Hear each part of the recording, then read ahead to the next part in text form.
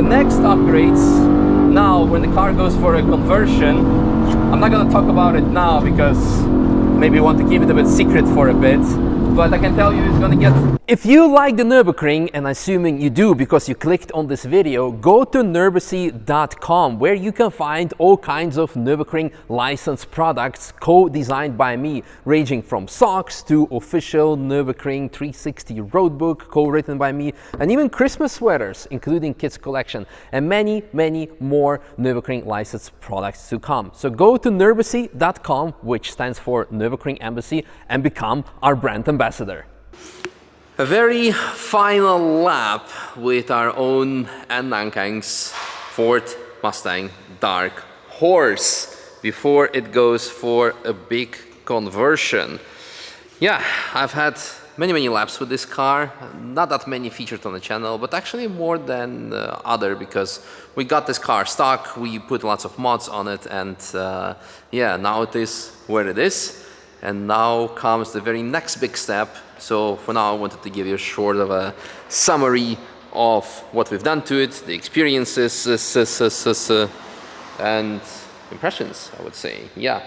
So in short, on the outside, because I'll be talking a lot about the car during the lap, we have 450 horsepower European version, thanks to all the emission mods that we have opposed to the US version.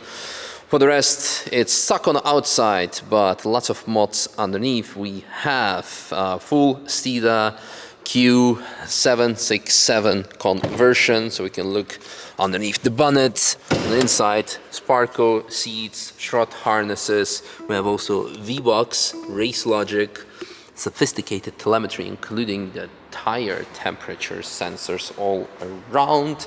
As for the... Oh, there we go. Thank you, Russ. Where would I be without you? I don't know. Yeah.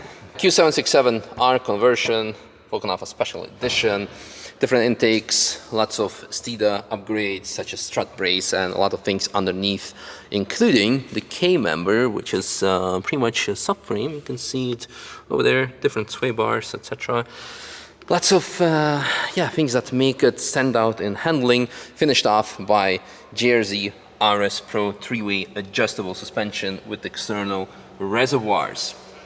It sits also on 295 square setup tires, I think, because we had multiple tires throughout the year. Oh no, 305 on the front, and yep, the same 305 on the back. G-Lock brake pads, I think 12 on the front, 10 on the rear, or 16 on the front and 12 on the rear, but that's what we could find for the car. And Miltech exhaust, also a very important mod for the noise. Shout out also to Figo Performance for installing all the Stida upgrades. And believe it or not, one thing we have not done yet is HP Tuners MPVI3 upgrade, which will allow you to tweak your ECU for more power, baby. But we didn't have time, so we tried to log it, or the intention was to actually increase the power, but the reality is this car is leaving tomorrow for even more crazier conversion. So this is why this will, yeah, unfortunately we are going to skip this step, although I was very excited to try it out before the big conversion. So yeah, for now, enjoy the lap in its current shape and form.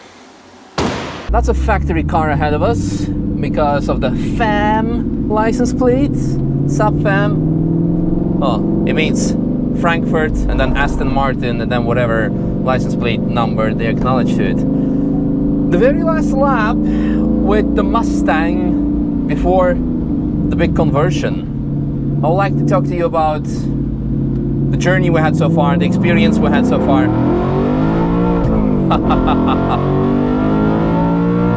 TTRS, there's lots of more power coming through, but that won't be the case once this car is upgraded, because it's gonna get more than double the power, and I see the bonnet is vibrating, so I'm going just to double check that it's closed properly. You might never know. This car is very aero sensitive in terms of the front lift because the bonnet was always flapping around. We might have strong headwind, but I just do not want to mess up. Oh, look at that! We have a motorcycle track day here happening because it's a motorcycle track day. Yeah, one of the few times that it happens on the ring. So let's double check. Mike, don't fly away. I think it was close, definitely.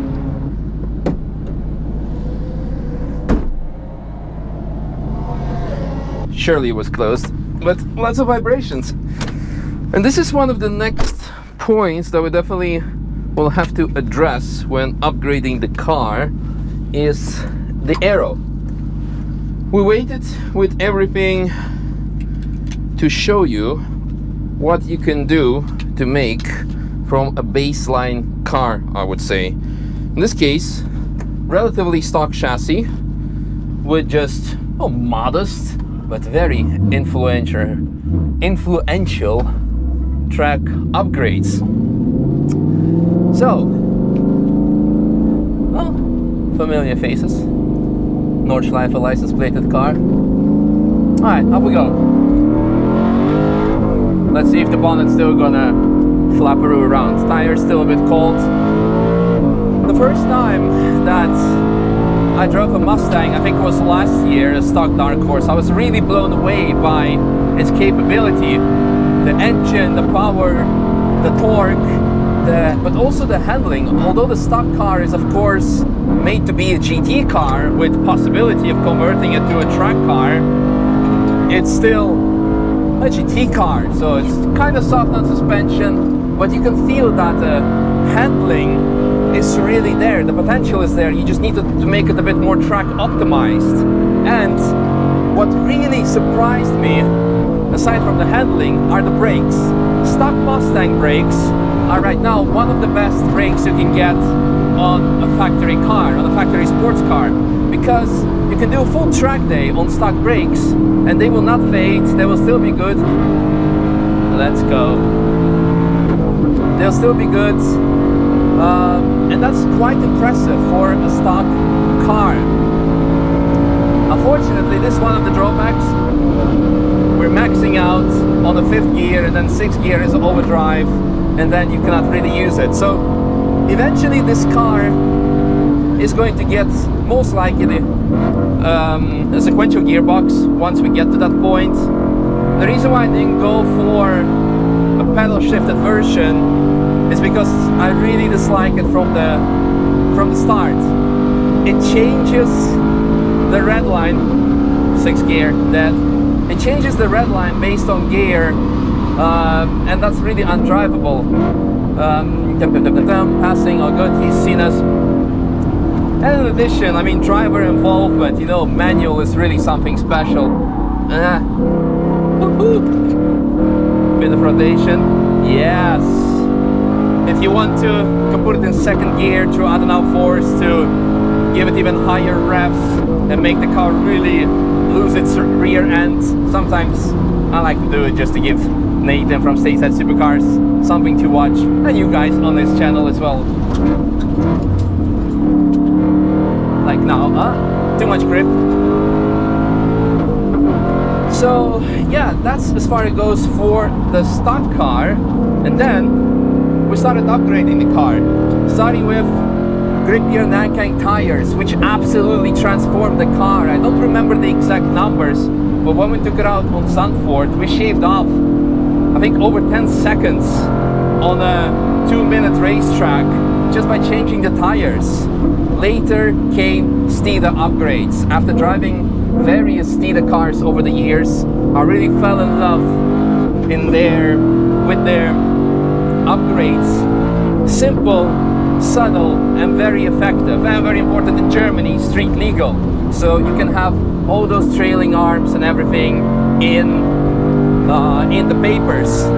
That transforms the car, makes it really track focused and optimized, increases the ability to increase the camber, reduces the roll. Oh, there is FAM, there is the Aston Martin. I wonder what they're doing, because I managed to close the bonnet, well, stop, open and close the bonnet while they're and overtake them. Who knows? Maybe some profile customer that gets to drive a car before buying it could be an option. So yeah, the mods went on it, really made the track optimized, and then became a very the next weak link in the car became, is that rotor? Yeah, from Kega. Next weak link became the suspension, because it was simply too soft, especially with all the chassis mods that we managed to install. Then came the 3-way GRZ adjustable suspension, which made it a real track car, and then in combination with very fat, sticky tires, made the car a proper track monster. Finally, with all these grippy mods, we started being thrown around in the seats, and with the stock base seats, it was quite a trauma to drive. So bucket seats was definitely mandatory, combined with harnesses. It became a really good thing. Oh, there is also the TRS that overtook us at the beginning of the lap. Hello again. Let's downshift a second. Off we go. Yeah. And now the car is pretty much perfect. We also have G-Lock brake pads, which optimize it. By now the stock discs are a bit warped, I think. You can feel it, so it definitely needs bigger brake upgrade. So see what kind of AP racing system we can put on, maybe from a GT3 car, because the next upgrades, now when the car goes for a conversion, I'm not gonna talk about it now because maybe you want to keep it a bit secret for a bit, but I can tell you it's gonna get double the power, or more than double the power, and shortly after, a massive amount of aero that we are currently developing, and the drawings and CFDs have been finalized, so soon it will enter production for that particular car. It's not going to be, it is going to be able to install on a normal car, because yeah, you will see it once I show you everything. But yeah, I'm super excited, and I'm really happy that we've made the right choice by getting this car, because so far the journey has been incredible.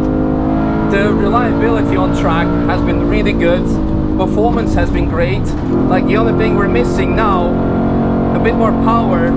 I don't want to ask for a lot. It's literally like 50 horsepower, and it is possible because HP Tuners allows you now to modify the ECU with the help of a tuner thanks to their device.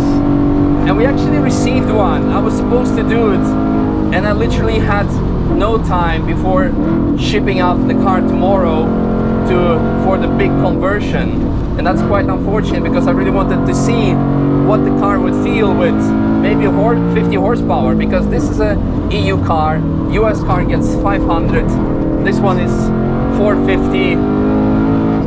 And I think those 50 horsepower would really make or break the car, and especially in combination with all the additional mods, with addition of extra open exhaust.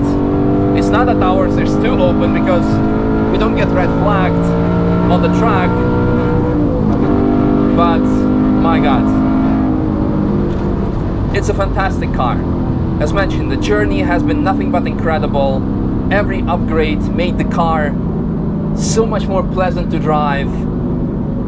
It actually made me want to go out and drive this car every single time if I could find 5 minutes spare time. Well, not 5 minutes, but like 15 to do a lap. But it made a really desirable track car. So next thing, more power, more aero, less weight, a cage, and then probably some proper timed competition runs. Maybe we'll be able to enter some time attack competition. We will see. But as mentioned, I'm happy with the choice we made, because the reason why I bought this car, aside from all the mentioned characteristics that I told you about its handling, performance and ability, tell me which naturally aspirated 5-liter V8 manual transmission rear-wheel driven car you can buy nowadays for less than 100,000 euros as well on top. I don't think there is anything. Maybe in US some Corvettes. I don't even think they sell them in Germany anymore. So yeah, well, someone is lying under the car. Ah, it's an E36, it's normal. So they're checking for another oil leak. I think I'm allowed to make that joke because we have like 2 E36s in house and I would really love to own one. And if you cannot joke, if you cannot have fun in life with stereotypes, then what are you making fun with? So, that's all I want to say. Was there anything else? I think there was something else upgrade-wise that we wanted to incorporate. We had K-member, yeah, Miltech exhaust, as mentioned, relatively loud and special. And for the rest, yeah. One more thing that we still need to address is the fuel issue, because we had fuel starvation on high G-force corners on the GP track with just 9 CRS tires. It's definitely going to be an issue if we put the car on full slicks. And so fuel, I'm happy that we could solve the overheating problem just by changing the oil to Ravenol. I forgot which one, I think it was 550, the Eco Rally something. It's the same that they use in the Mustang GT3 cars for DTM and NLS. It's what Ravenol recommended to us, because if it's good enough for them, it should be good enough for us. And it helped the overheating problems just by changing the oil. So thick oil for these engines and Ravenol. And now, speaking of oil and cooking, let's see what we can cook up together with our great partners to be announced in a few weeks' time. So enjoy. And yeah, thank you everyone for this journey. Hope you guys enjoyed this project so far. And let's see what we can come up next.